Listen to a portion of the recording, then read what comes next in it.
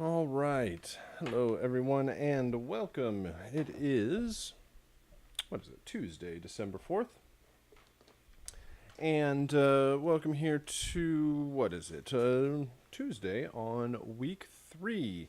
You have now finished out the second game composition for the month, which is Angry Bots. And we are going to start out our first half of the class, very much like we have previously. With 2D Platformer, where we're going to start by taking a listen to the submissions from last month, and then we will get into the new topics for week 3. So, here at the beginning of week 3, we basically made it halfway through the month, and we are going to. We now have all of the audio. Let's see. Sorry, I'm making sure something is set up properly. Let's see here. Oh, okay. Sorry. I think we're all good. So now that we are here halfway through the month, you have folders filled with WAV files. You've created all the music and sound effects for both 2D Platformer and Angry Bots. And we are going to move kind of towards the technical side here in week 3, which is similar to how it would happen in a professional project, where in the beginning you would have an empty folder and a to-do list of all of the assets that need to be created, all of the music, all of the sound effects. And then over time, you would eventually fill up that folder with more and more approved assets, and your to-do list will get shorter and shorter. And they don't wait until the game is already done and completed to actually get it all set up and placed in the game. So while you're still writing music, they will be taking the music and actually making it work and play back properly. So we will talk about that process. We will be using a piece of software known as Wise, which is one of the industry standard pieces of software for audio for games and music. And it will allow us to take these raw WAV files, do something technical to them, and on the other end, have it so when somebody's playing the game, it plays back the music and sound effects properly. So we'll be talking about how everything is set up for in Wise. We will talk about how you're going to set up your music to play back properly, how you're going to take your sound effects and make sure that they are triggered correctly, and then also focusing on the mix overall between the music and sound effects. So by the end of this week, or maybe you've even started on this process, you will have both music and sound effects working in the game. And more than likely, this will reveal some changes or tweaks that need to be made to the music and sound effects, because it's not until you actually get it everything in the game and working that you get a real sense of how it really sounds. So you'll probably realize you're 75, 80, 90% of the way there, and you have to just go back and make some tweaks back in Logic. And that's the good part of this process. You can go through the entire setup of Wise, get everything working in the game, and then realize any changes that need to be made. You go back to your WAV files, make all the changes, just bounce the files the same, name them the same thing, format them the same way, and when you import them back into Logic, no, when you import them back into Wise, it will say, hey, these are the same sounds. You already have these sounds. Would you like to replace them? You say yes, and you won't have to change anything past the WAV file. All the stuff that you set up in Wise will stay the same, and you can just like switch out WAV files until you get the exact result that you're looking for. So we will talk about this process. We'll talk about and show you all the tools that are involved in getting your music and sound effects working in the game. But before we do that, let's go ahead and switch over to Logic here, where I have 5 different submissions for the Angry Bots composition. 5 different versions to check out and take a listen to. Oh, you know what? I'm going to see this bouncing input there, and we'll get annoyed by that. So let me go ahead and turn off my inputs to logic. Make that part go away. All right, so I'm going to be playing the part of the game, where I am mixing all of the levels up and down, as you see here, or as you see up here on the tracks. Well, let me do this. Can't see the track names. There we go. I have everything set up in a vertical arrangement, where instead of each individual student submission having its own track, now we have a total of 5 tracks, and we have everything kind of vertically laid out, and each individual submission, you can see the markers up here indicating whose is whose. You'll see your own submission there. And then I will be mixing up and down the levels according to, I don't know, whatever we're listening for. So we'll start out with the ambient cue, and then we'll bring up each one of these action cues one at a time, and eventually we will listen to all 4 of them together, and double check the output here to make sure that when all of these are at unity, it's not completely overloading the master. And we'll also listen to our stingers here. So we have the 1 ambient and 3 action cues, and then we have our 3 stingers down here. So let me talk about what we are listening for, some of the things that we are paying attention to. We have our ambient, we have buzzer action, mech action, and spider action. Everything should start at the same time, everything should end at the same time, so that it will constantly loop around and stay in sync. Hopefully you took the opportunity to listen to your bounced wave files in this way to make sure that they are playing back and listen. This is how they're going to play back in the game. This is how I'm going to grade it. This is how we will have everything play back. So hopefully you took the opportunity to check your bounced wave files in very much the same way. So since they are all playing together, they all need to follow a common progression. Well, let's do it this way. The biggest thing that can fall apart for this composition is dissonance. Anything that clashes, any melodies, harmonies, rhythms that clash between multiple cues. Since you have multiple files having the possibility of playing at the same time, all the way up to 4 of them, then this creates a challenge of making sure they all fit and play together.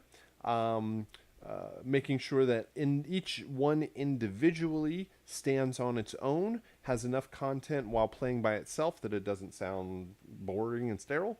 And then as they combine together, the other half of this challenge is once you have 1, 2, 3, or all 4 of them playing, then you don't want to have it to be so cluttered, the mix to be so dense that it creates issues playing back, or you kind of just lose the overall structure, and it just sounds like lots of things constantly playing together. So since everything is playing together, this can create dissonance if they're not all in the same key, they're not all at the same tempo, the same time signature, and following the same chord progression. Because you could even be in the same key, and if they're hitting all notes of the key all at the same time, then you're not really kind of defining an overall progression or melody. Here in the chat, admittedly, my spider cue isn't the most inspired piece. Oh, why do I look like I've frozen? Oh, I came back. That was weird. So anyway, yes, having the cue fit along with the other cues, the individual rhythm, melody, harmony, all kind of locking in together as puzzle pieces to create the final version of it. After going through the composition, you might realize why this is the second composition of the month. Instead of like just throwing people in the deep end, trying to wrap their head around this piece. It is a puzzle of making sure that everything fits individually, but it also fits overall and together. Here in the chat, won't the game engine or Wise be able to use EQ or other effects to make sure it isn't too cluttered or loud? Cluttered, I would say, is more of a content thing. So it's just like the number of instruments that you have. Too loud, yes and no. Yes, you have the ability to have real-time EQs and limiters. And so you would set up, and compressors and dynamics processors, filters, all that stuff.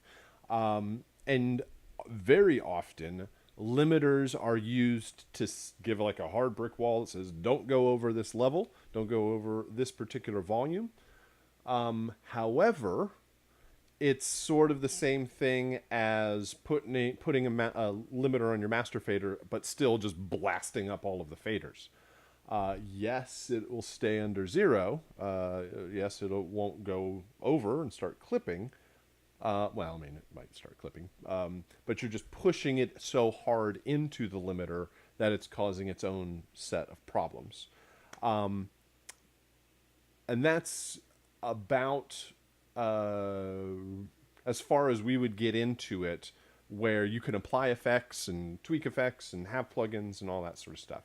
Now, in a much more deep sense, on larger, big professional projects, they will have very dynamic systems that are registering different like LUFS values and different volumes, and say, okay, if this thing is this loud, then it's like, well, it's like a ducking system. If this thing is too loud or this thing is happening over here, then I'm going to increase or lower the volume according to whatever's happening. And often what that will be is, let's pull out a lot of the mix to really focus on this big thing happening, either a big explosion or a big moment in the music, or like really important dialogue. So here in the chat, so just rely on the middleware for fades.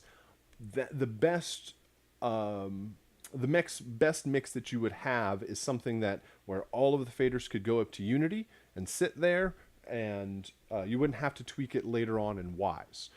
You have better control, better meters, better faders in your DAW in Logic than you do in Wise. It's there, but Wise also isn't like a DAW that's been around for 25 years and all it's done is like music production. So the control that you have over the individual elements is better done in the DAW. Most of the content is created there, and mix is finalized there. And what you're doing is, it's almost like group masters, where you have all your drums, you can go into the individual faders, but every once in a while you just need to bump something up or down. You can do that in Wise pretty easily overall. But yeah, most of the time, what you're relying on is, hey, let's fade everything up to Unity, let's fade everything down to negative infinity. But it also can get way more deep and complex. I did take care here in the chat. I did take care to balance all of my cues so that they don't clip when playing all of them back at the same time at Unity. Absolutely. What often happens is, while it's in the DAW, it's fine. Somebody might put a compressor or limiter or some sort of master chain on the master output, and it's all controlled and it's all fine in the DAW. But when you start bouncing things out one at a time, each one of those groups might go through that mastering chain and individually get just stronger level or just boosted up, so that each individual is stronger than it originally was in the mix. And then once you take the final bounces and put it all together, it sounds much louder. So definitely making sure that everything fits together, and I often just keep stuff off the master channel and will mix before that, mix on groups so that I know what's passing through that fader is correct. I always want one last meter that has nothing on it to show me what my actual level is for whatever I'm doing. Because anything, I mean, I guess you could set up your meters to be post the channel. But just often just one thing that's telling me what my final levels are. So, do this all the time and didn't understand. Okay, cool. Yeah. So, and that's another great aspect of this project is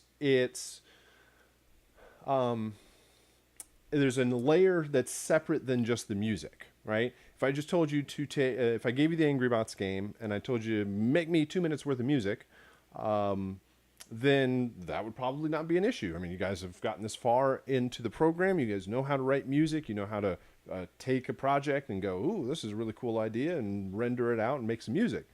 The challenge is having all those creative ideas, taking your composition, but saying, okay, we're at a 2-minute piece of music that can be split out to 4 parts that individually work fine on their own, but combined together, they also are mixed and leveled correctly, and can be introduced, like added and removed at any time. So there's definitely different layers of challenges in this type of project overall, and it can kind of help in other aspects of music composition beyond just the game.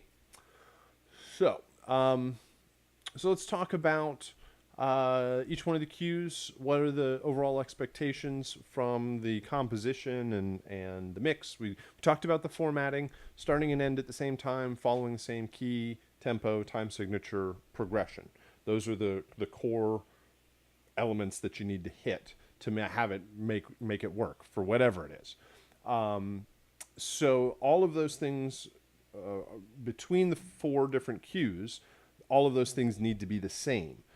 So what is going to make them more unique and different is the actual composition, like what you're doing melodically, harmonically, and rhythmically, and then your choice of instrumentation, where 2D platformer had to be the same instruments across all 9 files to be the same band playing the same song. This one, you should have unique instrumentation in every single cue. No instrument should be repeated in any cue, because when the game combines 2 or more together, if you had a hi-hat in all 4 of the cues, well, now when 4 of them are playing, you have 4 times the hi-hat. So each cue should only have instrumentation that is unique to that cue. And each cue should have, that means unique instrumentation. So you should have something with when the action cues are playing, something rhythmic that drives the pace and the intensity and the action. Most of the action element of it comes from the percussion. And then a kind of strongly thematic instrument that characterizes that robot or represents that robot, so that you are effectively teaching the player which robots are coming after them by just hearing it. They don't even have to see which robot. If they hear the music, they know which ones are coming. So those kind of things help the overall composition. One other big element of the composition is intensity.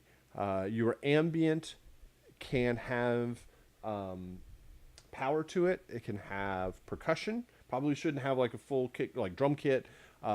Typically lighter percussion overall that will foreshadow what's coming up in the main loop, or sorry, in the action cues.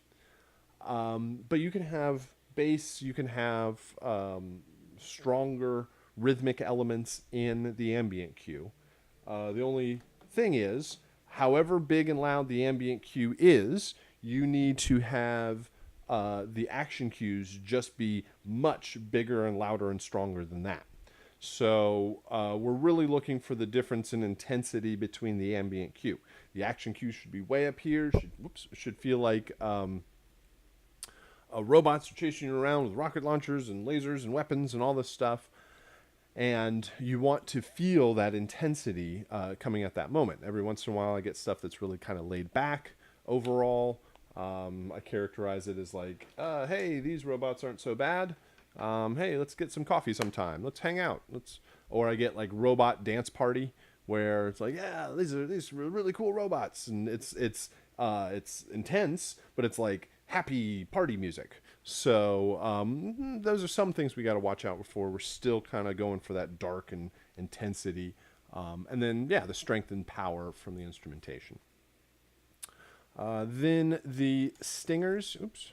So just looking at the 5 submissions, looks like everything, at least visually, is set up to go. And then the stingers are, I often find these are kind of the most open to interpretation. A lot of times people don't completely get the direction we're headed for stingers, what they're supposed to be doing, until we listen to the different variations of it. And you hear me comment on it, and you'll often clarify quite a few points. So, stingers should have a strong impact and fade out to silence pretty quickly. So these are all good shapes so far. Looks like those are missing somewhere. Or either that or they're really, really low. But strong impact, fades out to silence, reaches silence, doesn't get cut off. Watch out if it gets cut off by the end of the wave file on the bounce. Okay, yeah. So those are some of the things that we're going for. So let's go ahead and start out with the first one here. Let's see. I think I should be ready to go. Turn this down just for a sec. And give it a try.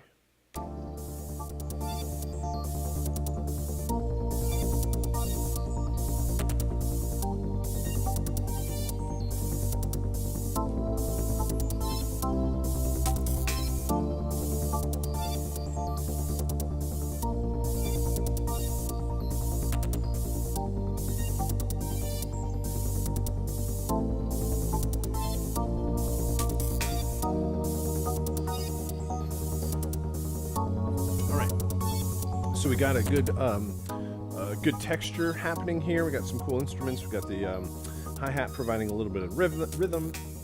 We got the pads and synths kind of outlining the progression that's coming.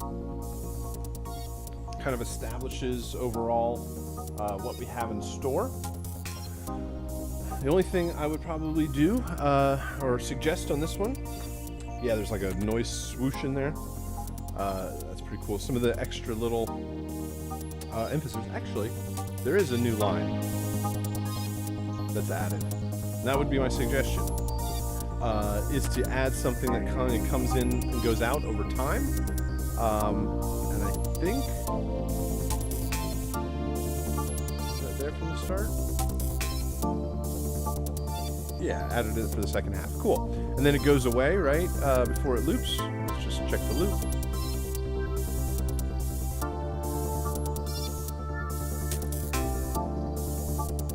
Okay. If it doesn't, make sure it goes out just a little bit before it kind of loops around. But everything else provides a great foundation there. Let's go with the buzzer.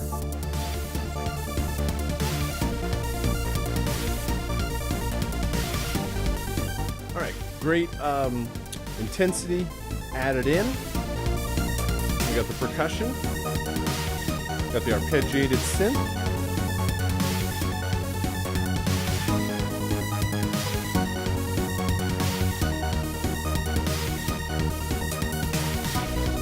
I would probably move away from that arpeggiated phrase after a bit. Still keep up the intensity, but it's more like the pattern. I hear you changing chords, and that works really well, but the phrasing of the pattern is similar all the way through. So creating either switching the arpeggiated pattern, or maybe going to just kind of chord stabs for a little while, and then coming back to it again, just to provide more variation over time. Let's bring in the spider. Alright, so you can see the spider waveform seems to be a little bit lower than the buzzer and even the action. And you can hear when I brought this in, the buzzer was kind of taking over.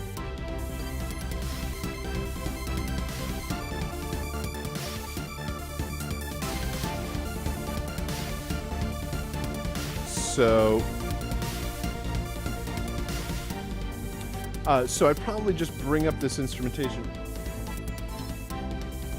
So we got some strings, and those strings are going to be more difficult to compete with the buzzer. And again, making sure it stays within the correct range on the output means you probably have to back up the buzzer just a little bit to give a little bit more room for the spider.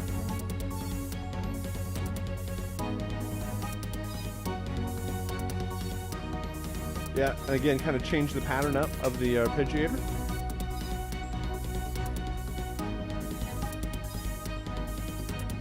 And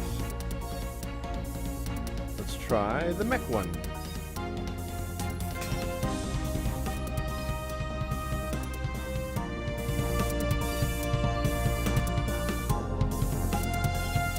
Ooh, I like the brass lead line.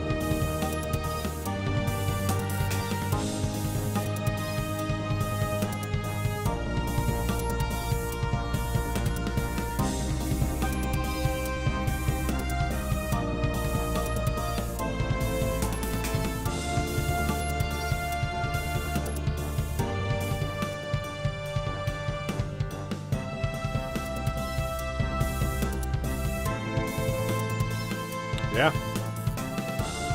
That one works really well. Feel like you're like locked in epic battle with this robot.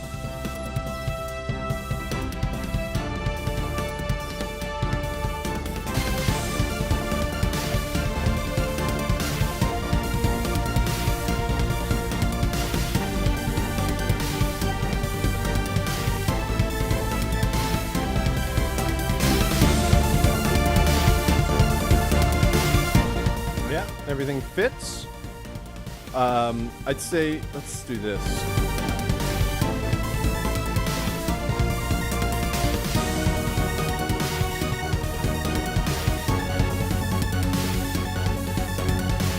Yeah, so you hear the epic horn line in the mech, you hear the strong synth in the buzzer cue, but I can add and subtract the spider and it's not really kind of having that same thing that sticks out. So it kind of gets lost in the mix overall. And even the ambient, I can still hear that hi-hat pattern that gets added and subtracted. So that might be the only thing, a little bit more from the spider. And is that... where was it earlier here? Maybe my spider cue isn't the most... Okay, yeah, I was making sure that was you that mentioned that earlier. So, yeah, looks like we agree on that.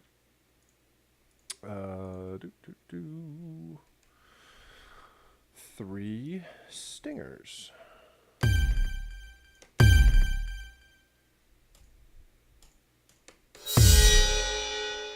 Cool. So, excuse me. One thing on these is the little sweeps up, or it's really more the fact that the kick happens a little bit later. The fact that they might feel a little late, like this one hits right on the one. These have a little tiny fade up, and I'm not even sure that that's long enough to cause an issue, but something I always look out for is just how kind of tight the attack is overall. I think they'll work. These, I would just make sure that that note is in key with everything else. I guess I could just kind of, well, I'll leave that to you. But just to make sure that they wouldn't clash with any of the progression over here. But overall, I think they should work.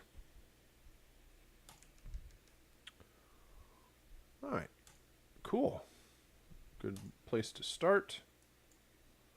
Let's go ahead. We'll check out the ambient cue. Or the next one here looks like the ambient is quite a bit lower than the other ones, but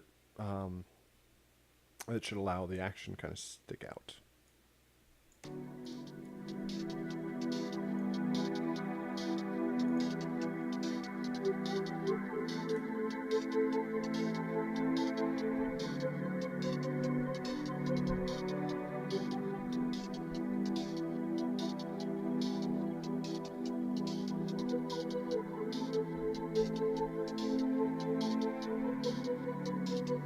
All right, so we have the progression, a little hi-hat in there also. That helps establish the rhythm. Again, I'd probably say by this point to add something and kind of then subtract it before it loops to add a little change beyond just the progression. Jump here.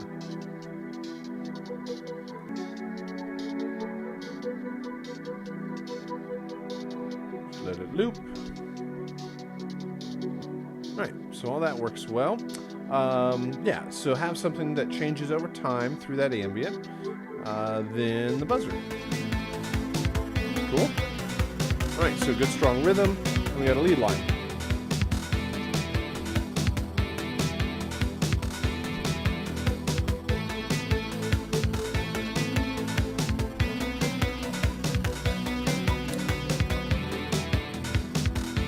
So I would then just note on here, just kind of moving away from the repetition of the pattern here. Da, da, da, da, da, da, da, da, even though it's moving on the chord changes. All you have to do, I mean, you could like use it for one pass of the chord progression. Okay. Nope. You got little flourishes, little changes in there. But yeah, just once it moves on to the next section here, kind of next turn through the chord progression, and just move it. Da, da, da, da, da, da, da, da, da. Or just change up the rhythm from one to the next so it feels less kind of copied and moved around. Let's bring in the spider. All right, so this adds more kind of low end. I would definitely consider something in a higher register to kind of stick out. It really helps the power, but it kind of gets lost in the mix, like where this guitar sticks out.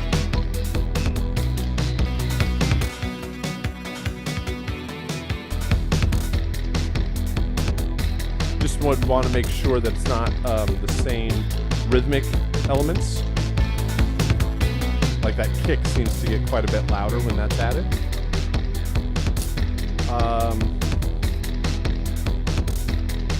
Let's try the Mac here.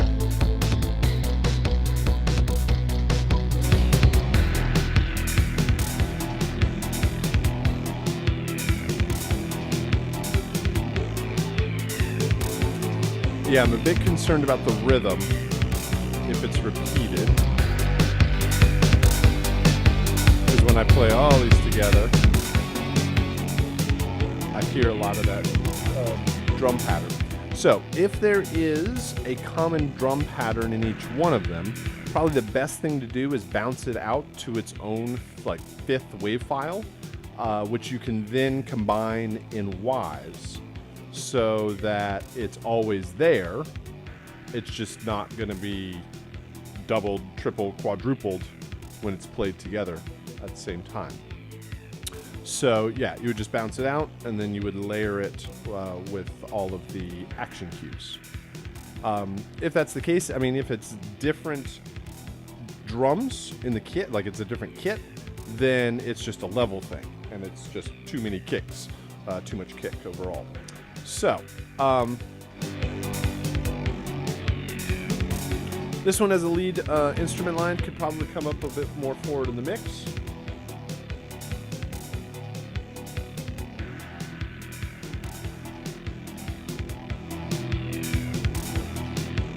And then it's kind of like the spider where things are a little bit lower overall. This buzzer sticks out. Everything fits below 0, but yeah, those kicks and percussion really come out at that time. 3 stingers. Let's do that again.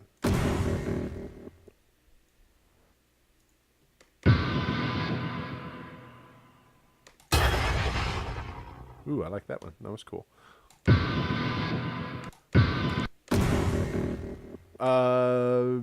So, yeah.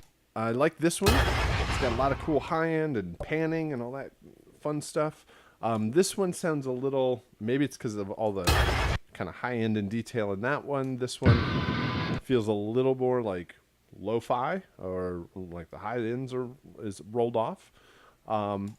This one almost sounds like a sound effect, but that kind of pitched growl at the end works to help make it kind of fit overall. So maybe a little bit more volume on these, but overall I think they're headed in the right direction. All right. Yeah, so I think mainly the main thing here is whatever's happening with that drum kit, and then a little bit more kind of high-end lead melodic idea or lead thematic ideas for the mech and spider. Oops. All right, moving along nicely. Ambient. Try the next one here.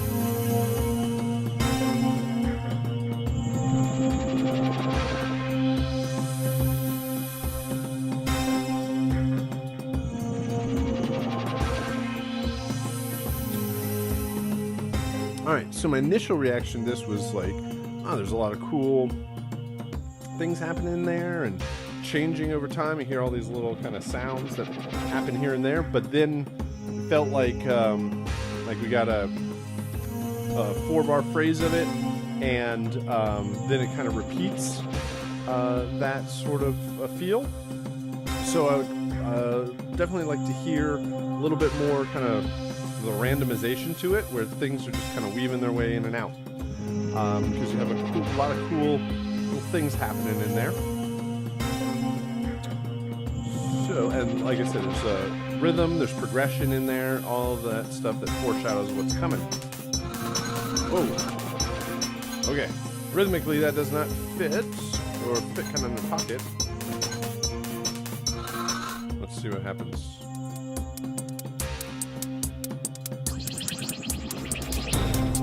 Okay, maybe it's this.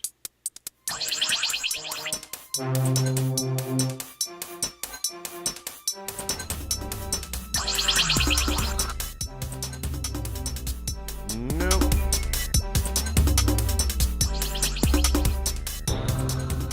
Alright, so they feel like they aren't meant to be played together, played at the same time. So let's see if any of these match up.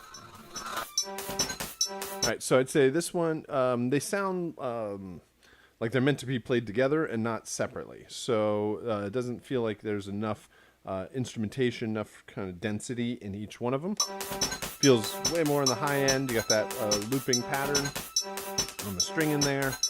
But by itself, not enough going on. You should have stuff in the low, the mids, the highs.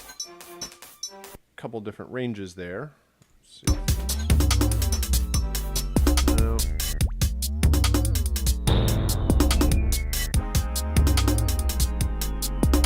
To get away from the like 2-bar loops from the drum patterns, this one has all drums are way forward.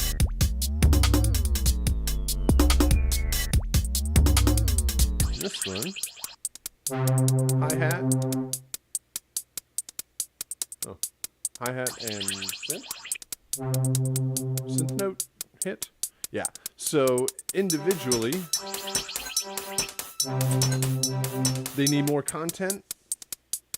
They need to be able to stand on their own, and then they need to be able to play with each other. They feel more like they were composed independently of each other. These look very silent. All right, so more improvement needed here to make sure everything fits together and will play back together in the game. Something happened on the bounce over here, so watch out for that. All right, next. I think we're good. Ambient cue. Let's go ahead and give it a try.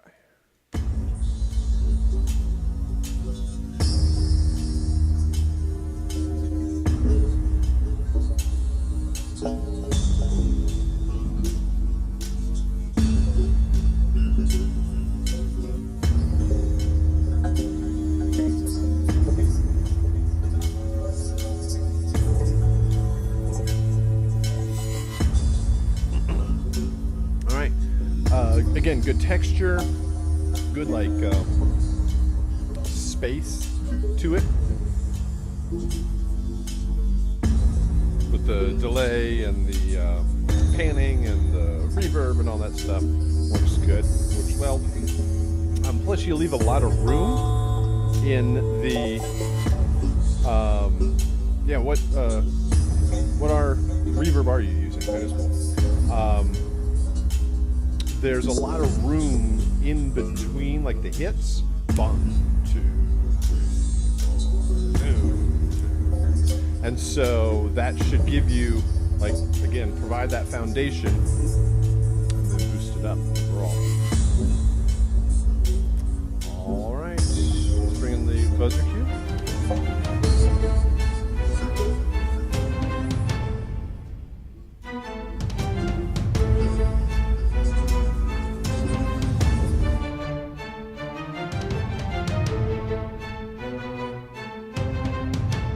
So the percussion works. The strings sound...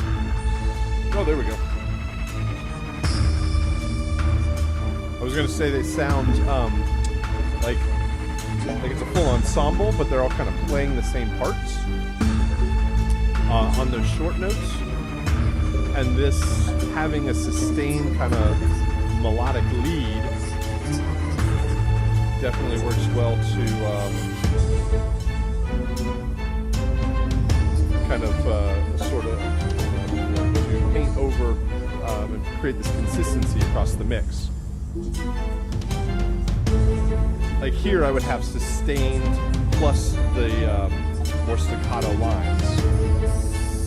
So here the sustain is creating the melody, but here don't have everything on shorts.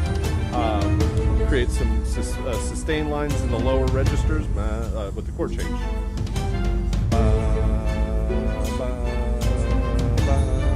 Kind of follow those, and then the shorts define like the rhythm to it.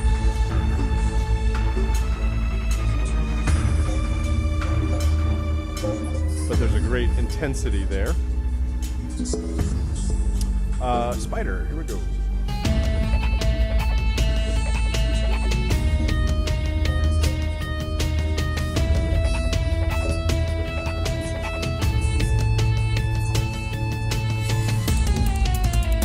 Cool. I like the kind of double time percussion as the guitar went up also.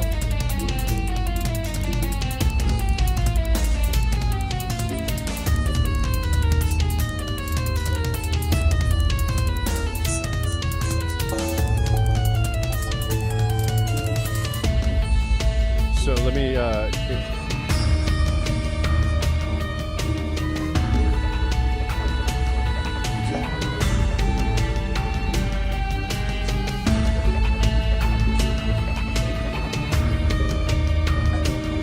little dissonance in that one interval when compared to the, because you got such a solid tonal lead line in the strings that some of the tension from the spider will kind of create some points where they're rubbing, but I think it was really only that one interval.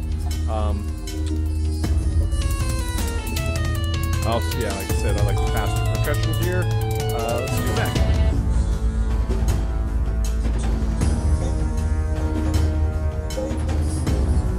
I would move that brass out forwards because since it is so low, and also maybe even put a little more brass to it, more bite overall.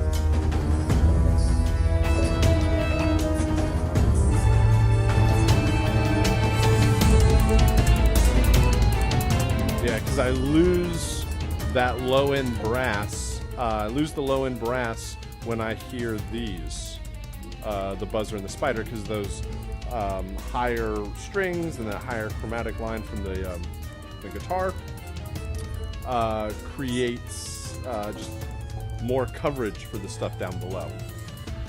So I'd watch out, create something in here. Man, I really like that lead line from the strings there.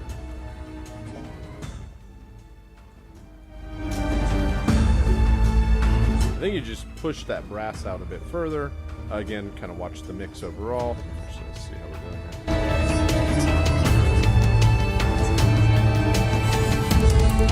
Yeah, we still got some room. All right, everything fits. Everything's formatted nicely. Everything fits under the zero, and they're all playing together rhythmically. They all work together. So, nice job making it all fit. And still have power. Like once you get all this intensity into it, it becomes really hard to find room for all that stuff. So there is, it all fits, and it's still kind of like I said, fits below zero and doesn't overload. So that's an extra element to the challenge. Yeah, stingers. Cool.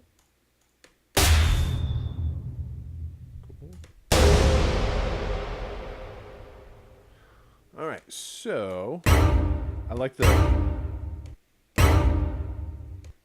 a little something that sweeps up, and then there's the kind of string hit. So I think those work. This I think feels mostly like just the impact part, and could use a little bit. Typically, I would just say ear candy on top. Little modulation, something like this one. This one just has that massive reverb, so that's the key. Whoops, that's the hook after the big impact. This has the pitch of the strings in there. This is just mostly impact, even though it's got some cool reverb and stuff. So maybe a little something to that. Which one's that one? It's the mech one. Cool.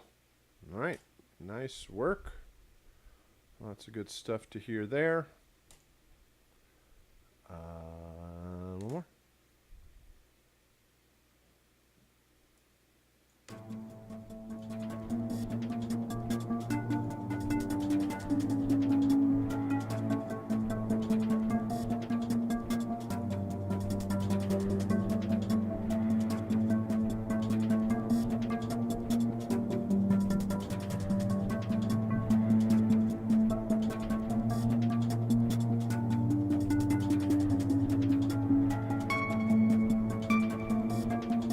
Cool.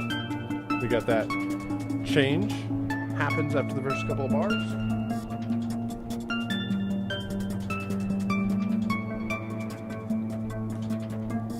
So a little line comes in.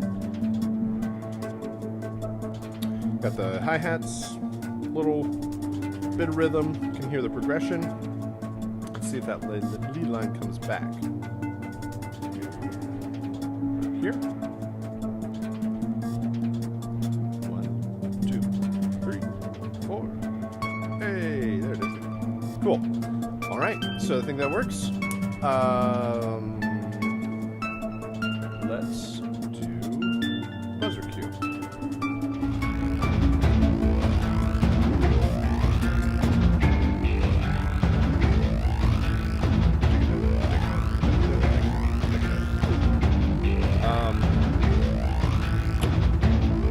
All good stuff, like the power of the kind of chunking guitars down below, and there was like that synth kind of like filter sweep on there, but I would say it probably does just kind of sit too far low down below, and could probably have some stuff in a higher register that sticks out, and I think I hear it is that guitar.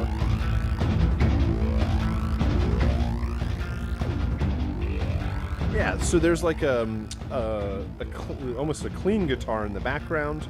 Not clean, it's processed, but not distorted. And that could definitely come out as, and I think it is the lead line, it's just kind of far back. So bring that out forward, maybe even like halfway through, change the octave so it sticks out. Yeah, I think those work. Here's the spider.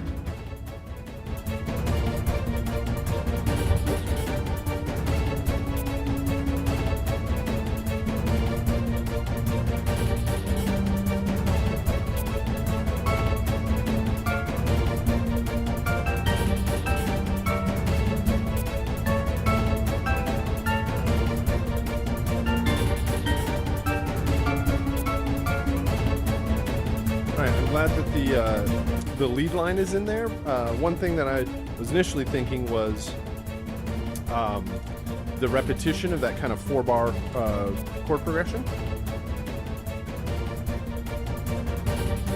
And I agree here in the chat, it sounds almost happy.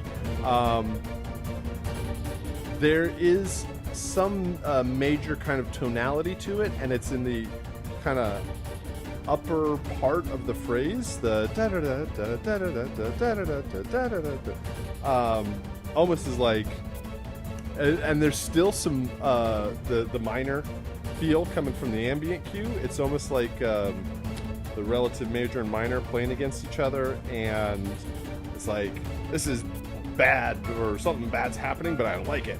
Like really into the danger and destruction of what's happening. So yeah, there's some sort of kind of rubbing back and forth between those tonalities. It's interesting. Hey, brass.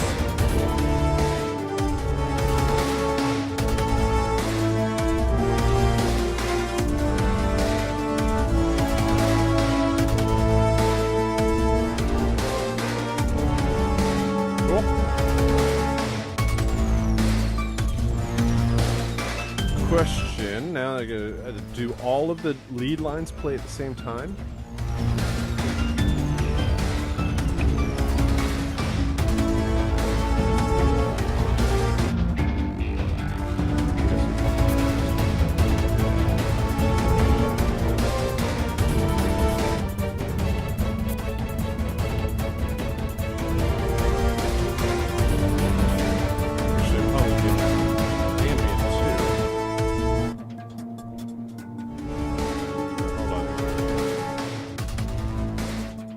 So confused. Where's the lead line here? In the ambient? Right here? Nope. Oh, there it is.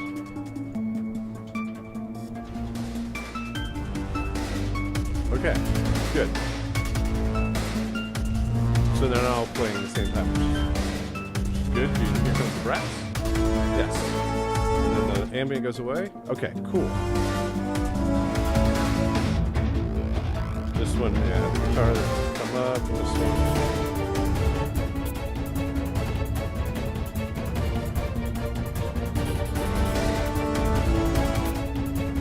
Sorry, I'm listening for leads. Now the spider.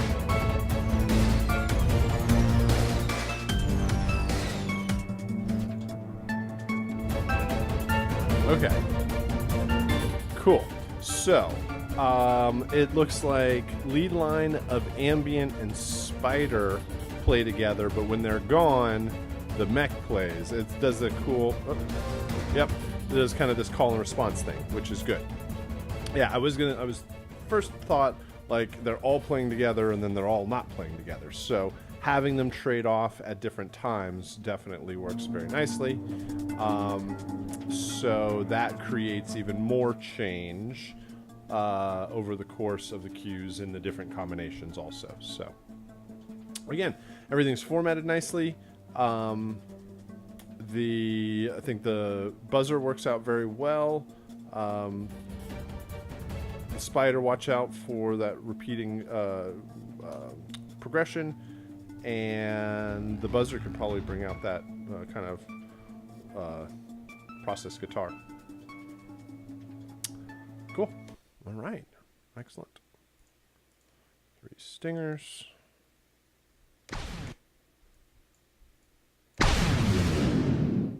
Yeah.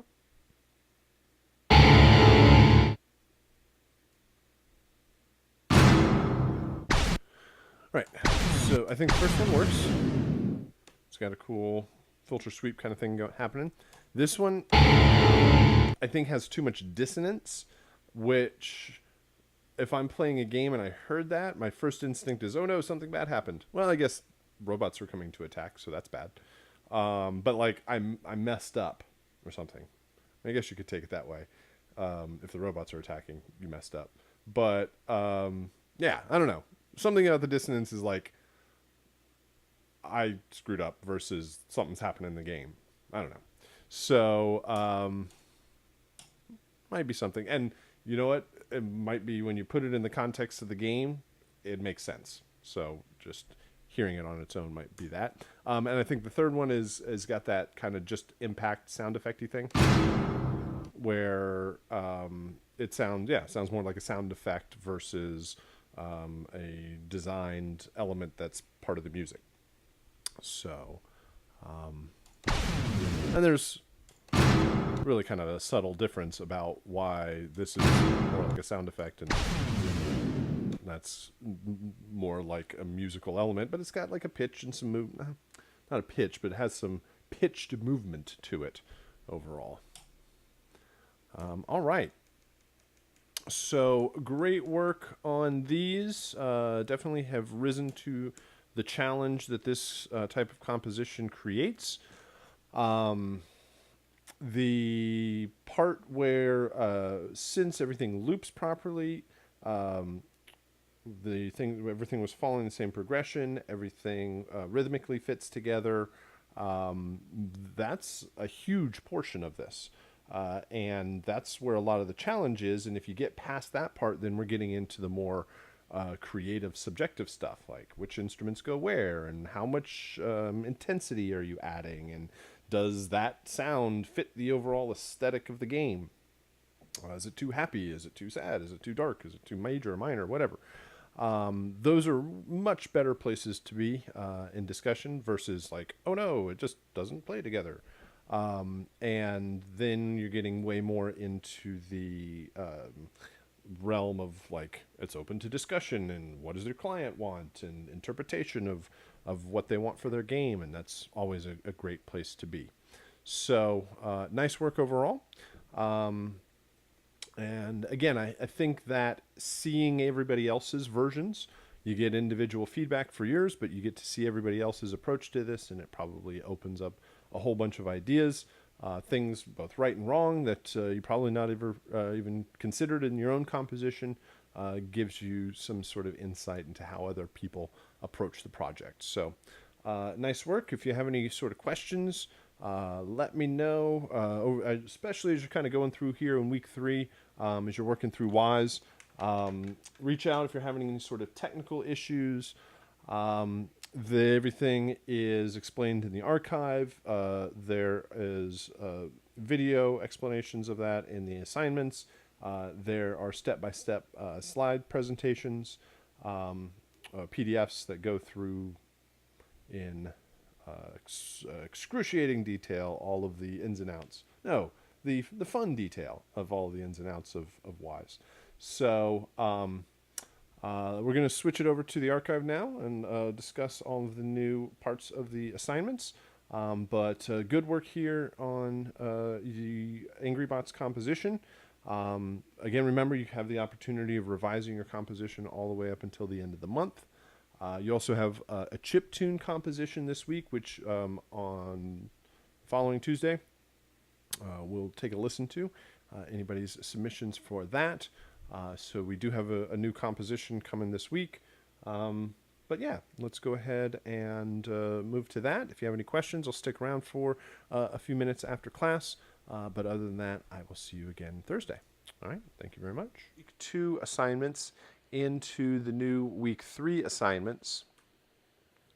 And I want to go over just a few of the aspects of how to set up your Wise session, how to use Wise, of course, and how to import your music and your sound effects and get them working in the game. There's a couple of things that will you want to make sure that you start from the very beginning to make sure that this is all going to work correctly for you. And the first one is to make sure that you have the proper version of Wise set up and installed. So for this month, we are using the Wise version 2016, and my version will load up here on this end in just a sec. Make sure you have the correct version of Wise installed. If not, you would go back to the Audio Kinetic webpage and install the correct version, which looks like this. Hold on just a sec. Come here. Come here, webpage.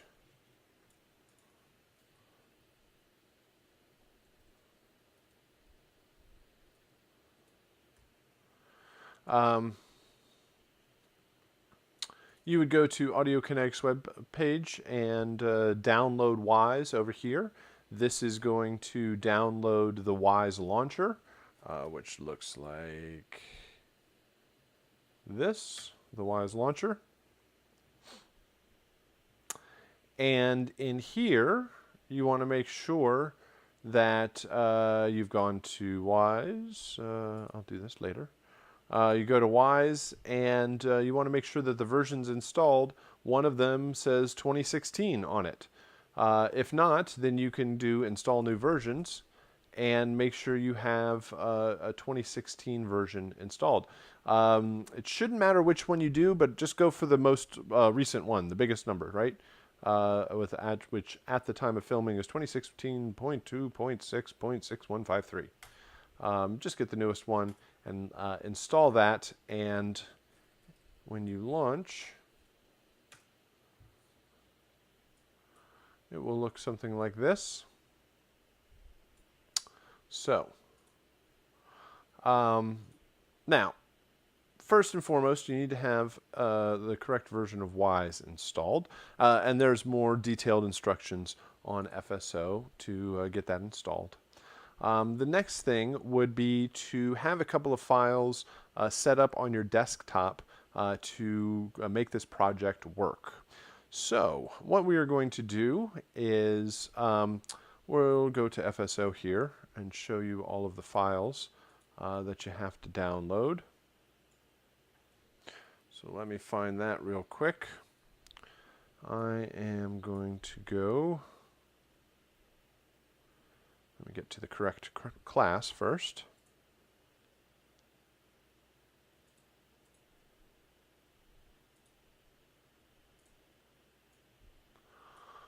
All right, so here we are in week 3. You should download everything, go through and watch the Wise overview video that is an overview of Wise. It leads you through windows and menus and the overall structure of your files. And you'll download also the 2D Platformer Wise setup and Angry Bots Wise setup. We'll be talking about that next week, or not next week, on our next session.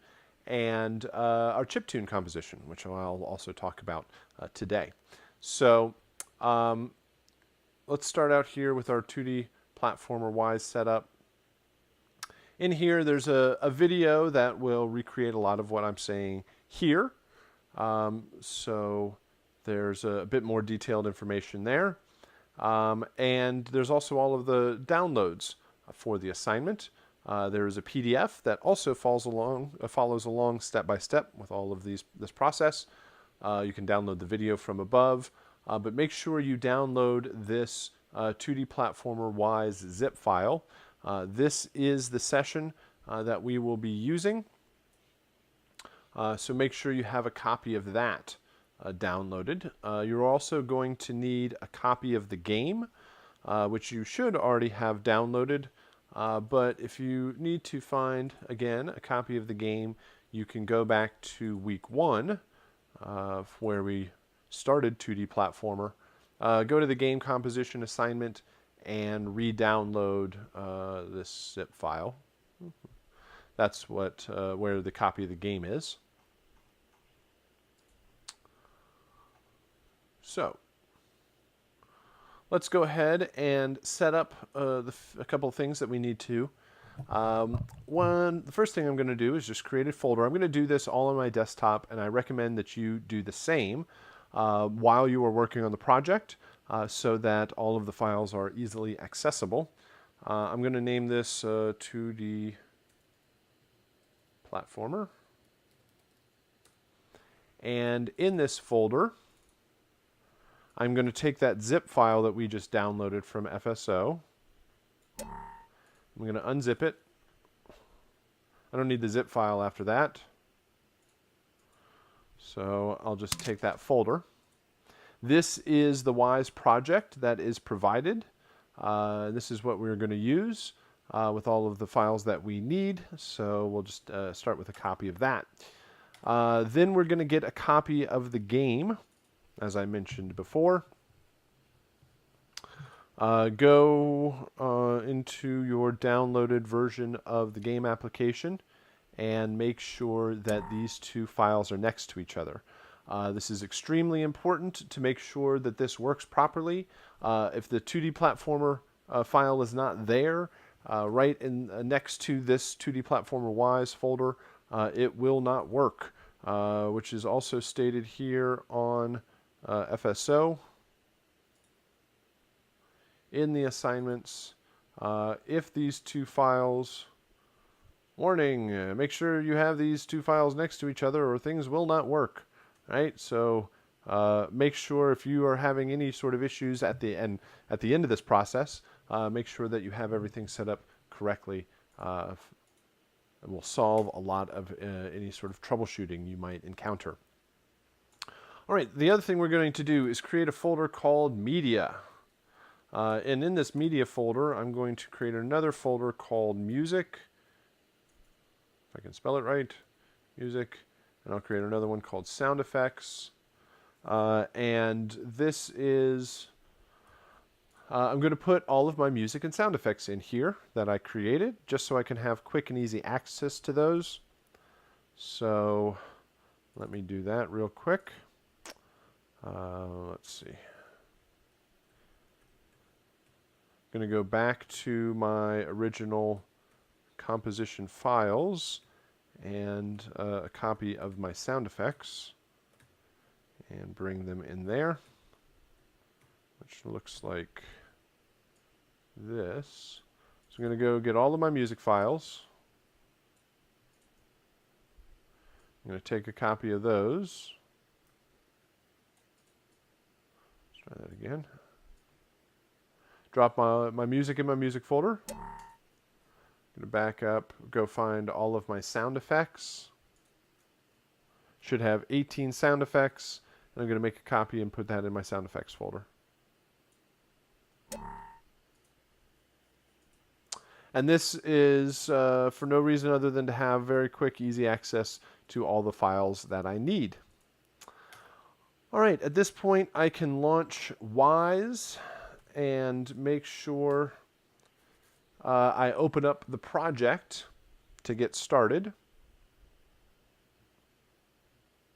somewhere. It would load up.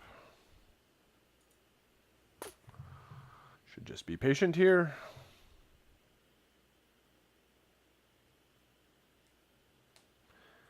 And we are going to navigate to the project that we need. You probably don't have this project right here. Your recent projects is probably blank.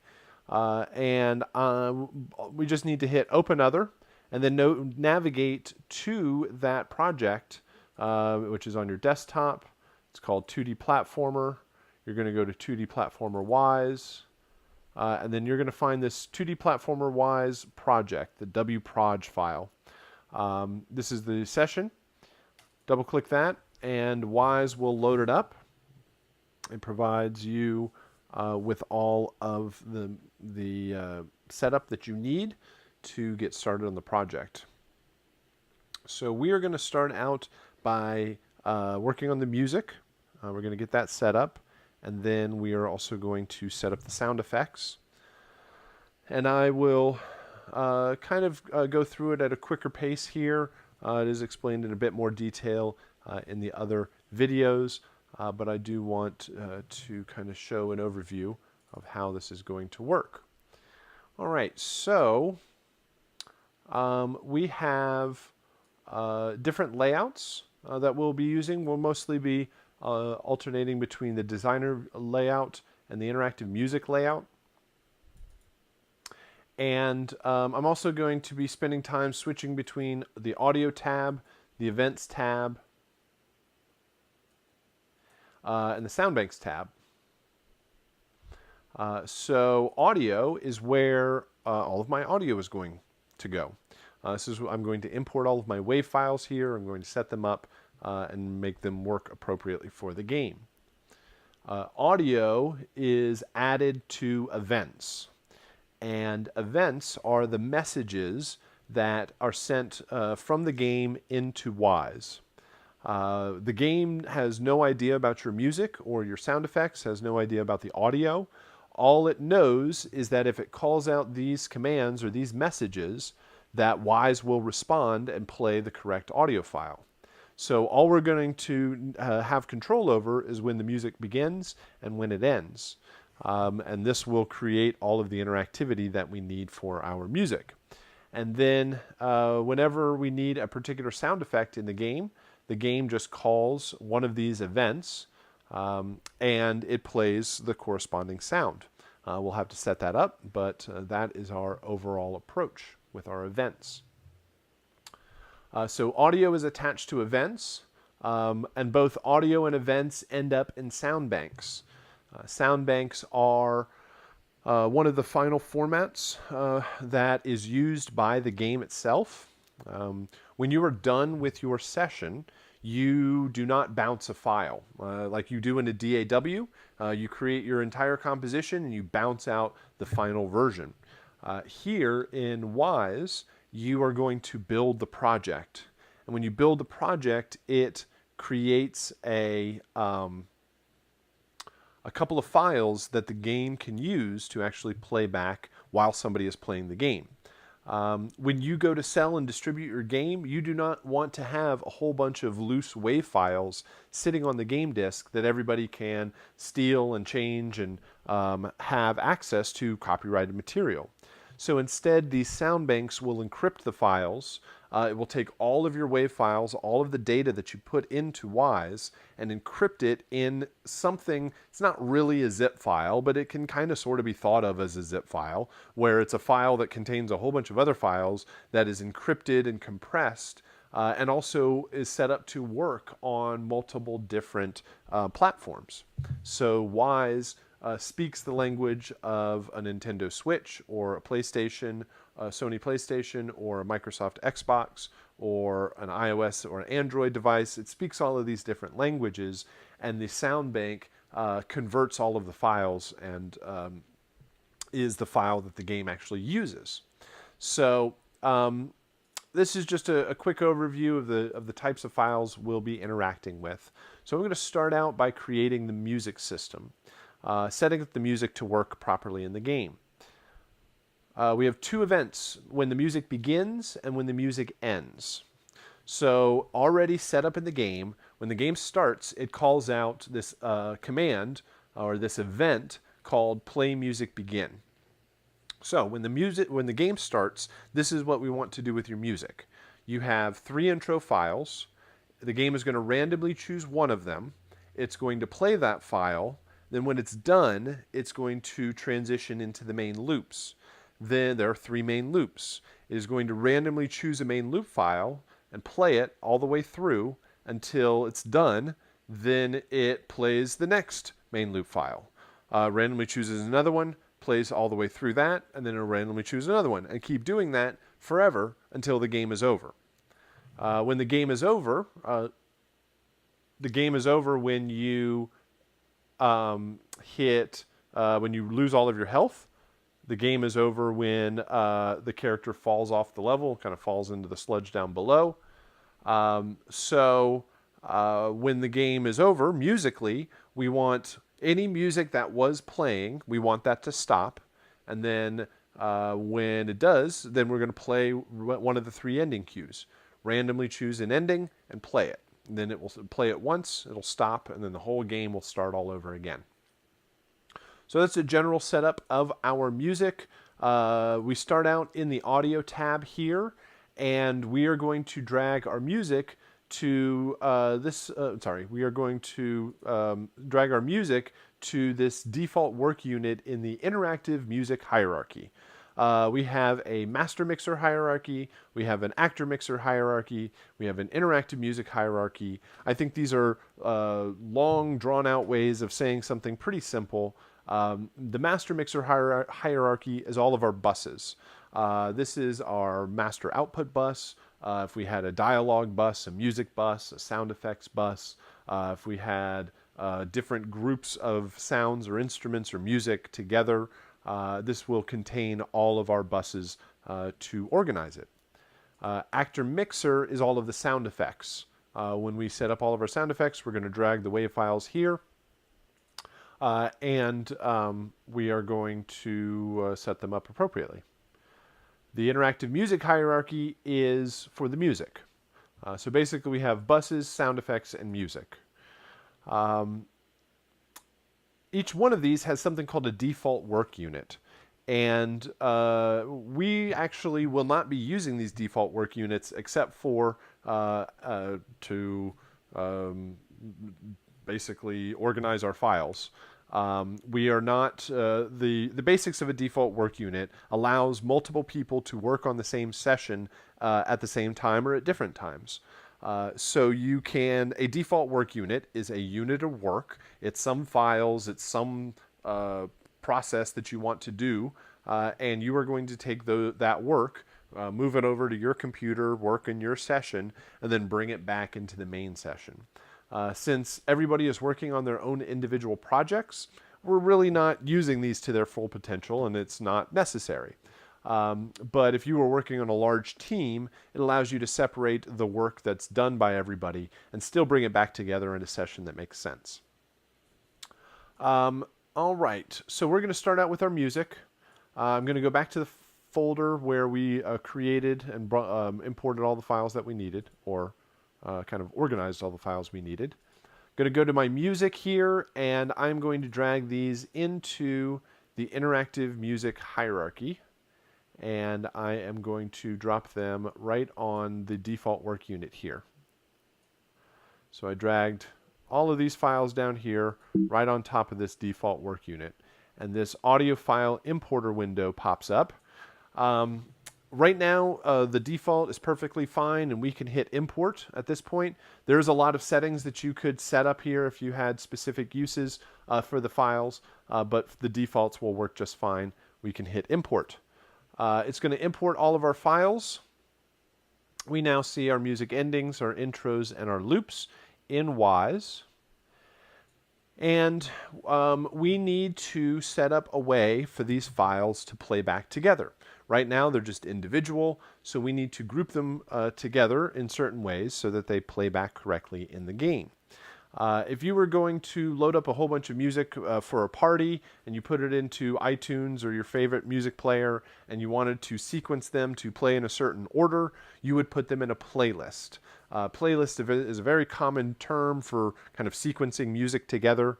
And we are going to do the same thing here. We are going to put our intros and our main loops together in a playlist so that when the game starts, it's going to play back these files correctly. I can highlight all of these files, and then I can put them together in a playlist. Let's see here. Can I widen this out? Show me all the buttons. Let's see. There we go. Sorry. Before I highlight all of these, I'm going to click on the default work unit up here, and this button right here in the middle says Create New Playlist, Music Playlist Container. This is the icon that we're going to use to create that container. Everything in Wise is a container. Well, not everything, but containers contain other files. That's mainly the approach that they're going for with that terminology. But if we want to now highlight all of these intros and main loops, we can drag them into the playlist container. And we're going to rename this. I can either rename it over here. I can right-click and choose Rename. And I'm going to call this Music Playlist, no, Music, sorry, Begin _ Playlist. All right, so a playlist allows us to sequence our files together. We have these files set up. I'm going to create another playlist. I'm going to click back on my default work unit, and I'm going to click this icon for another playlist, and I'm going to call this Music End _ Playlist. I'm going to drag all of my endings here. And now, this kind of organizes them together, but it doesn't actually set up any sort of order or sequence for these playlists. And that is done in the interactive music layout. If I go to the Layouts menu, I choose Interactive Music, and it gives the windows change a little bit, and I need to go down here. This portion is called the Music Playlist Editor.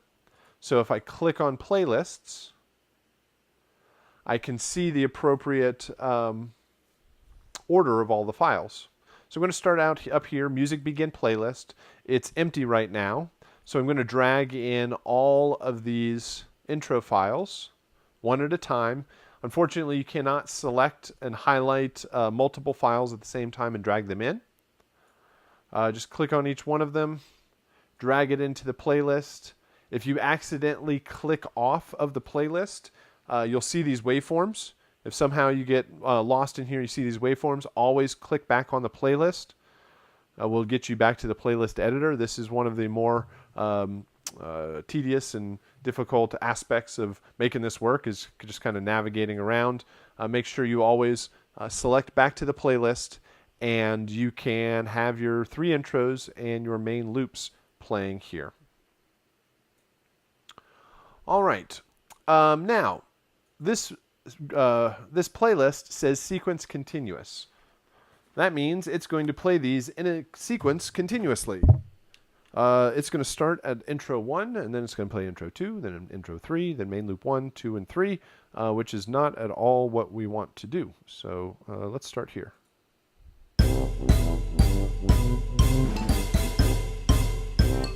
All right, so it plays them in order.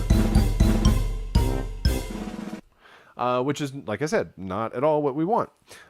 We want of the 3 intros, we want one of them to be chosen once, and then it's going to move into the main loops, and we want it to then randomly choose main loops infinitely, and just do it over and over again.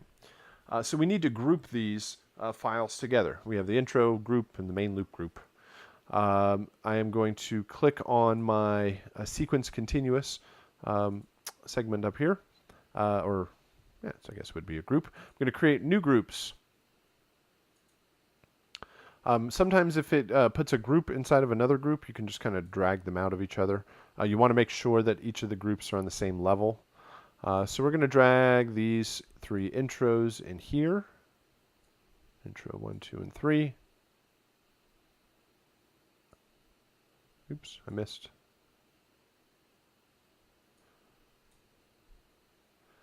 All right, there's intro 1, 2, and 3. Then we're going to go main loop 1, 2, and 3.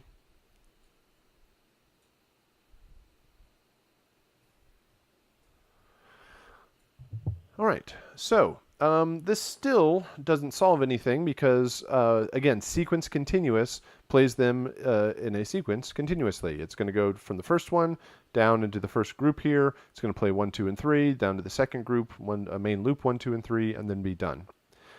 So we have a couple of different options here.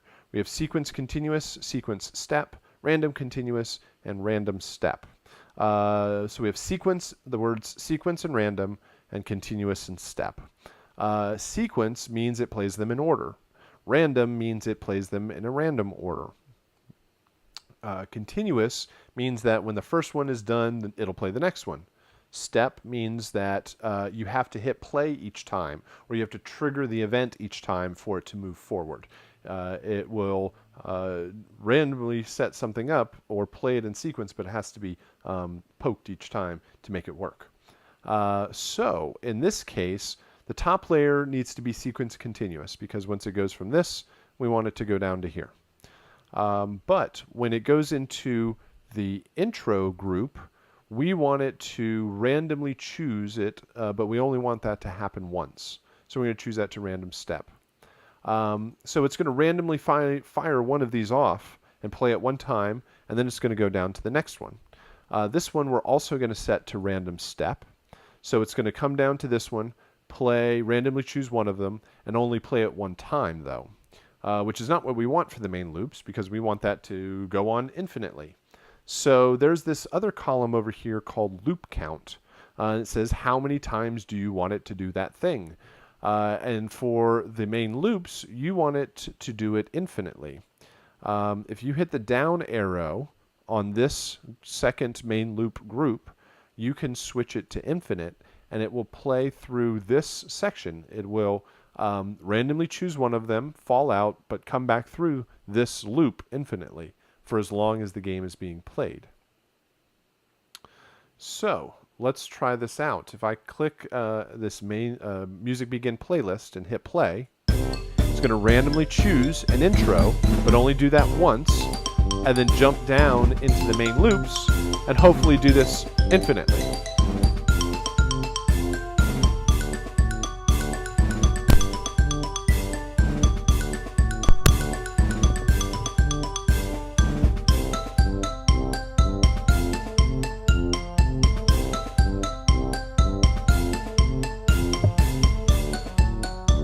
So it is switching, and it's doing exactly what we wanted it to. So random step will work for each one of your groups, and you want to set the music to be infinite. If it only plays one time and stops, we want to make sure that we want to set it to play infinitely. All right. So this is how this playlist should work. Let's go to our music end playlist. This is going to be really simple. We're just going to drag all 3 of our endings in here and set it to random step so that it just does this once. Randomly chooses an ending, plays it, and then it's over. The game will start over again, and all of the music will start again.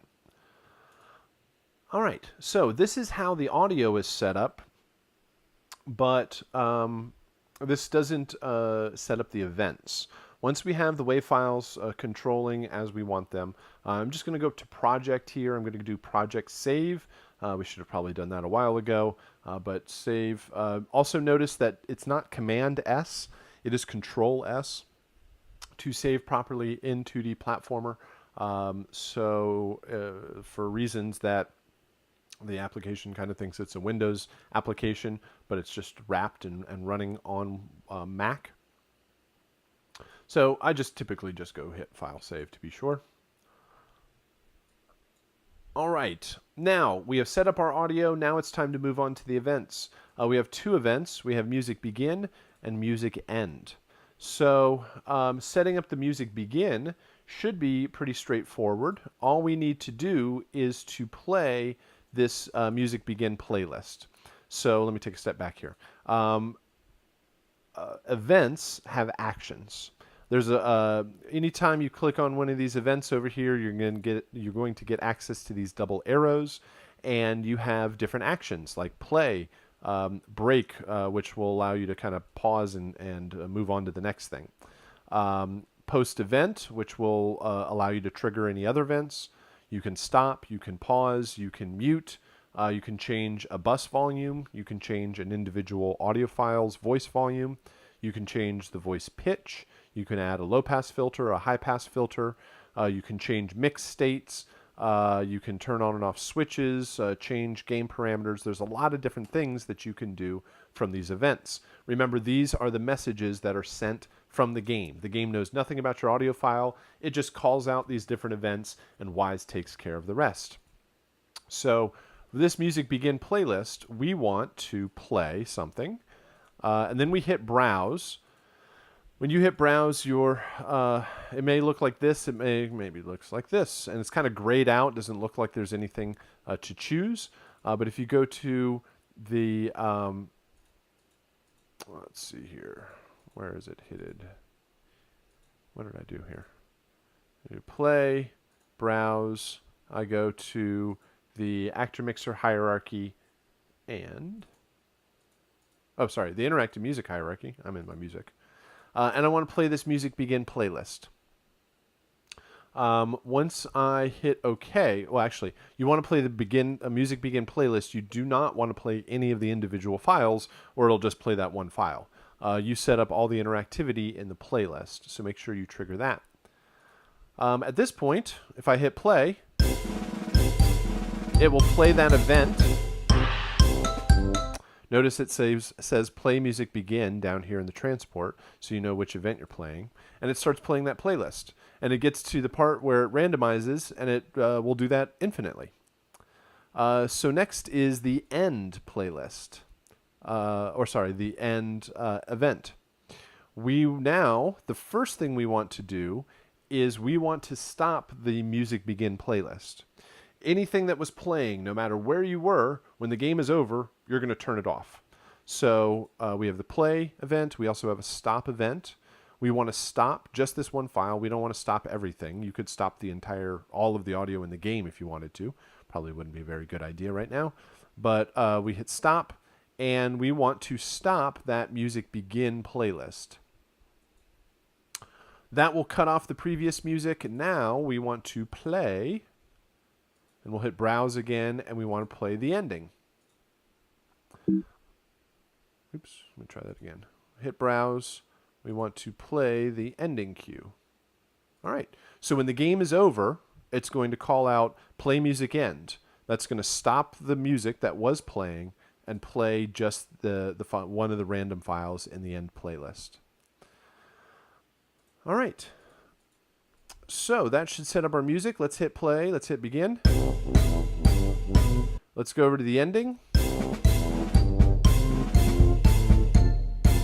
And it should stop, end there, and be done. All right. So I'm going to go back to Project Save. Now that I have my music set up, I am going to go back to the Audio tab, and now I'm going to tackle the sound effects. These should be pretty straightforward. Most of it is just you have the events. Again, the events are really important. It tells you all of the files or all of the messages that the game can speak, all of the messages that it can send you, and you basically need to respond with audio. And you'll see these match the sound effects: bomb boom, bomb fuse, bomb pickup, bomb set down, enemy death, gunshot, health pickup, jump, ouch, and taunt. So we need to set up these events. We need to start over in the Audio tab. We are going to work on the actor mixer hierarchy now on this default work unit. This is for the sound effects. I'm going to go back over to my sound effects over here, and I'm just going to highlight all of my WAV files. Again, this is why we kind of organized it all together so you have quick access. Highlight all of my WAV files and drag them into my actor mixer hierarchy. You want to make sure you go on that default work unit right here. Make sure you drag onto that. And once you do, then you can see this audio file importer screen. Again, all of the files should be just fine. So we're going to hit import. I'll just go to project save. And now I have all of my WAV files. They'll start out blue. Blue audio files mean that they have not been converted yet into the format that is necessary for the game. This will happen when you build the sound bank.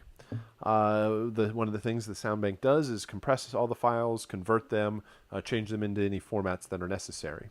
But for the time being, it should work just fine that they are blue, but throws some people off when they see the different color there.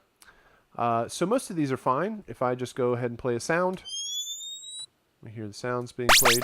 Bums away. So one thing we need to do are for these files that have multiple different versions. Enemy Death 1, 2, and 3. Jump 1, 2, and 3.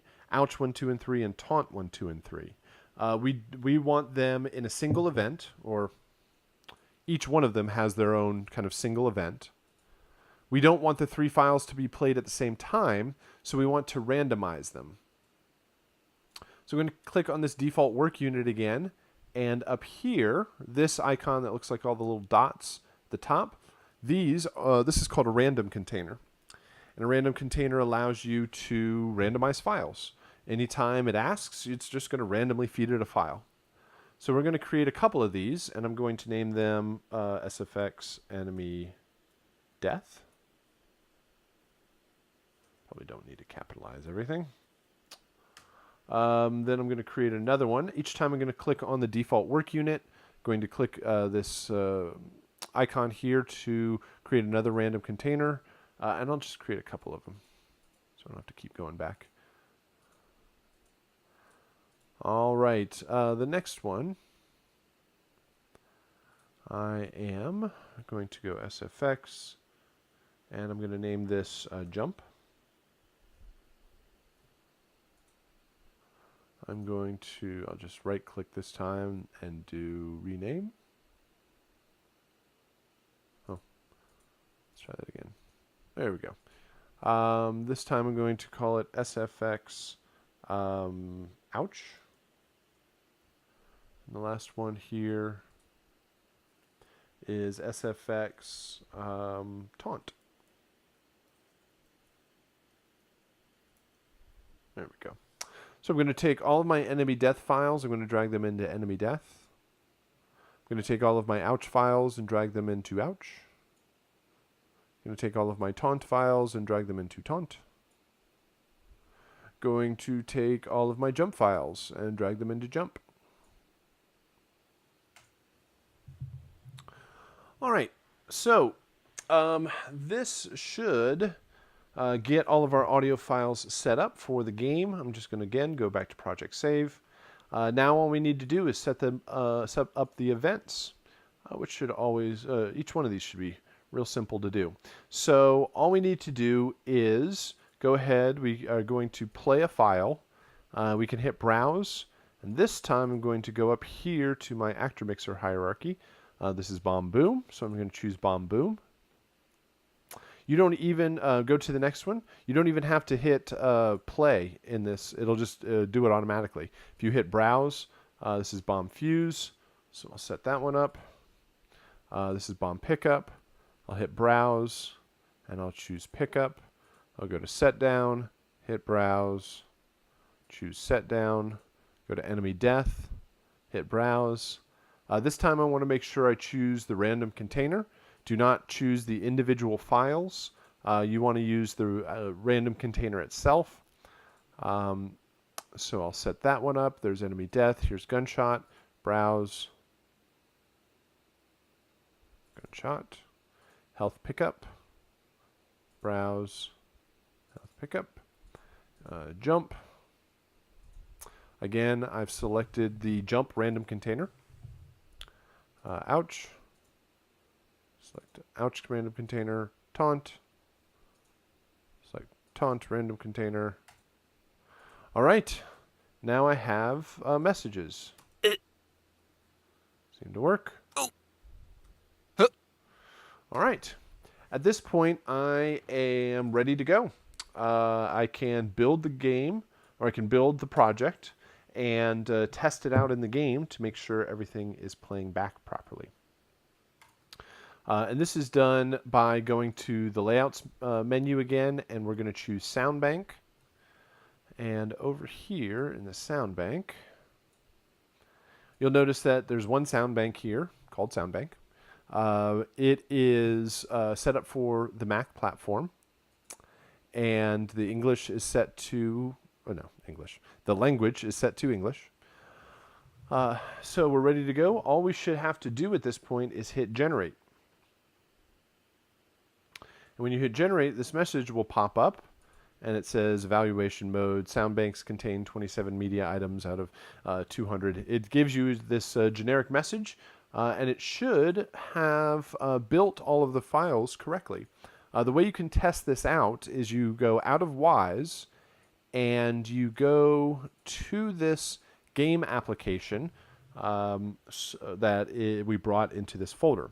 Now, when early on, we made sure that this application is next to this folder so that when you hit generate, it actually backs out of all of this 2D Platformer Wise folder and knows to go into here. And then let me show you the location that it drops the files. If we do show package contents, we can actually get a folder structure of this application. Go to apps, go to contents. Resources. Now you don't actually have to do this, but it'll show you what's going on here. In resources, we'll go to data. In data, we'll go to streaming assets. In streaming assets, we will go to audio. We'll go to generated sound banks and the Mac folder. And right here today, at the current time, it shows that we have created this file. The setup that we have done in Wise is now going to play back in the game. So now let me back out of all of this. And you can now run the game application and hear your music and sound effects play. There is a little bit more information about how to appropriately mix and how to adjust levels. I'll leave that up for the video game. Well, you have to do it for the video game. I'll leave that up for the video. To explain a bit more detail, but that should get you up and running and make things work properly for the game. Again, if you reach this point and you are in Wise and you have generated here and the message that pops up is in red and it gives you all sorts of errors, read the errors, make sure that you're not missing a file. Sometimes it's complaining about the setup inside of Wise. Or other times, if you go try to play the music and you don't hear anything, it would be the fact that this 2D Platformer application and the 2D Platformer Wise folders were not next to each other when you built. So double check that. Or if you have any other issues, please get in contact with us and your instructor can help you out. So what else? Let me go back to here. That's the overall approach for 2D Platformer. And on Thursday, we'll talk a bit more on Angry Bots. I'll point out a few more interesting approaches for how Angry Bots will be set up in Wise. Please work on these projects throughout the week so that we can answer any questions before the weekend. Don't leave it to Sunday night in case any sort of issues come about. And the last project I want to discuss here is your chiptune composition. It's not entirely wise. We do have a composition this week. We will listen in peer review next week for anybody that submits. But this is a composition in the style of the original Nintendo platform. It is a traditional linear composition. It doesn't have to loop. It's not interactive in any sort of way. The composition itself is 1 minute to 2 minutes long. And I'm most interested that you are following the restrictions of the original Nintendo system to kind of get a sense of what composition was like back in these earlier systems overall. And so with this project, I was a bit hesitant at first when we started this, thinking that it would end in less than optimal compositions, less than listenable music because of the limitations of the sounds. The sounds don't really sound all that great or aren't as interesting or complex compared to modern synths and DAWs. But what I ended up finding is that most people end up having your focus on the composition a whole lot more, and you're not hiding behind kind of the production and the sounds and things like arpeggiators and drum machines that will do it all for you. And so this there's a strong focus on the composition and the development of the music. So again, there is about a minute long composition. When you download the project, you get a session that a Logic session that provides all of the sounds that you are going to be using for this composition, for this project. So some of the main restrictions are, number one, you have to use the sounds that are provided with the project. Those come in the form of EXS24 sound banks. If you click on any one of these tracks, they are all equipped with EXS24, and you have a couple of presets that were sampled directly from the original Nintendo and Famicom systems. And so these are very simple, straightforward effects. They're not all that wonderful sounding, but they are very musical, very melodic, and so you might spend more time at a faster pace or with staccato instrumentation so that you don't stick too long on holding a chord, so that there's a lot more movement and energy to the mix. So let's see here. Can I even get something going?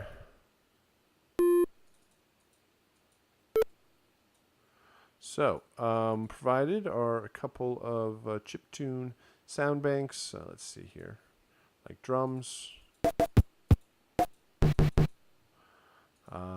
and basic tones and synths. So you have to use the sounds that are provided by for the project. You are limited to only 4 simultaneous instruments playing at the same time. You can use more than 4 tracks. You just can't have more than 4 playing at any one time. So you can have as many as you want.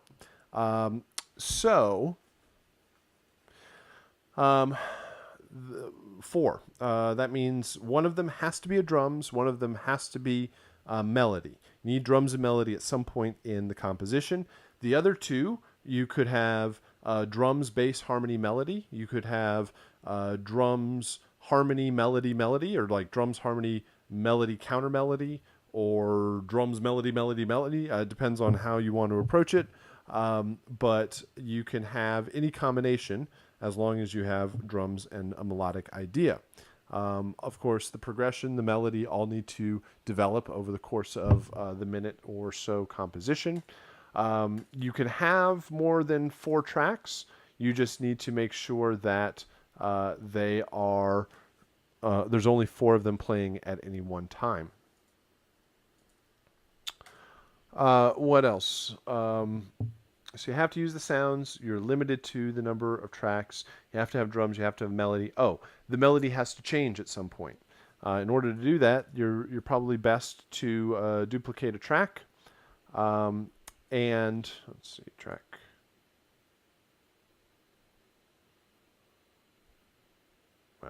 do it this way.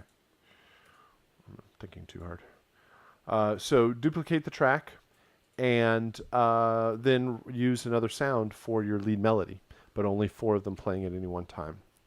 So I have a couple of student submissions. These are some of the better ones that I've had, but it shows you the capability of what is possible.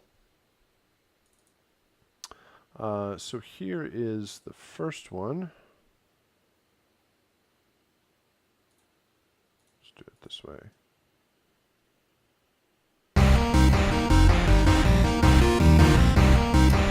Hold on, I want to make sure I have a volume control. One moment.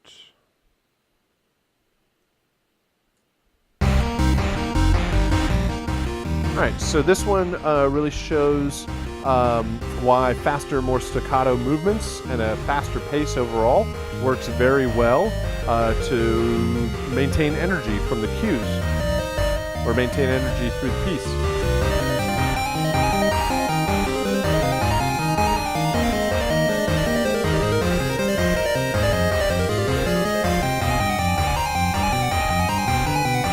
Especially this part right here.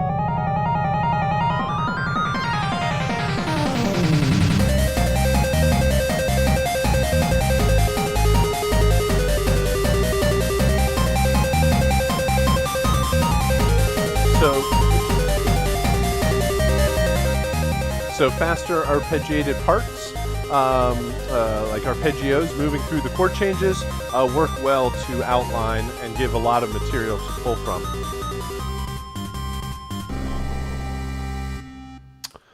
Here's the next one.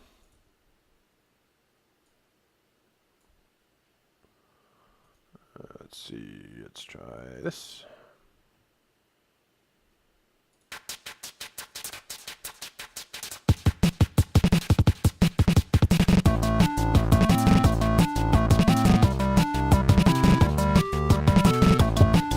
So good energy, lots of changes also throughout. Big sweeps through chords. Having things on the quarter note, 8th notes, 32nd, or 16th and 32nd gives a lot of room for all these changes.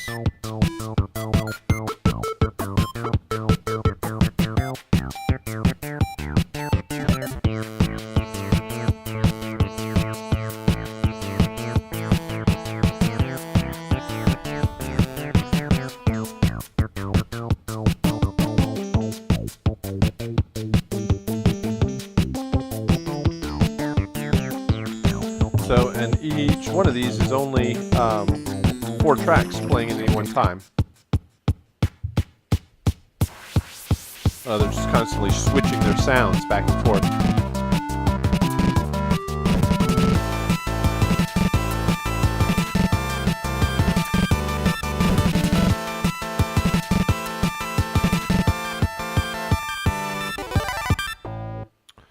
All right, and one more. And there's just a whole lot of movement in here.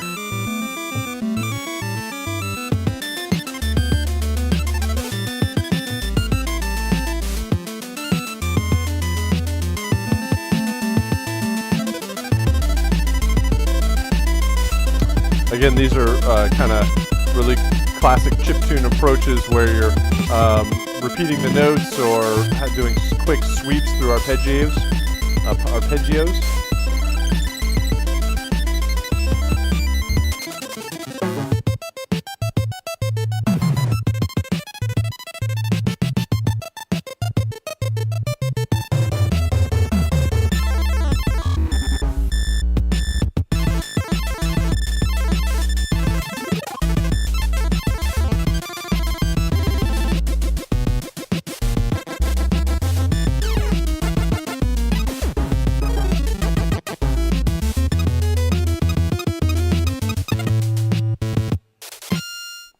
All right, so a lot of activity, a lot of great ideas through each one of those. Certainly those are the top end of the spectrum of the overall quality, but hopefully gives you some inspiration about where these might go. All right, so that is all of the different aspects we wanted to talk about. We wanted to go over the week 2 submissions. Good job for everybody that did submit from the Angry Bots composition.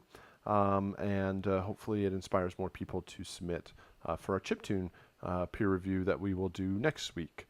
And we talked about the 2D platformer assignment and the chiptune assignment. We'll dive into the Angry Bots later on this week. All right, so please let me know if you have any questions. Yeah, we'll keep moving forward. We'll get into next week and talk about wrapping everything up for the month. So, all right, let me know if you have any questions. And other than that, have a good day. Thanks.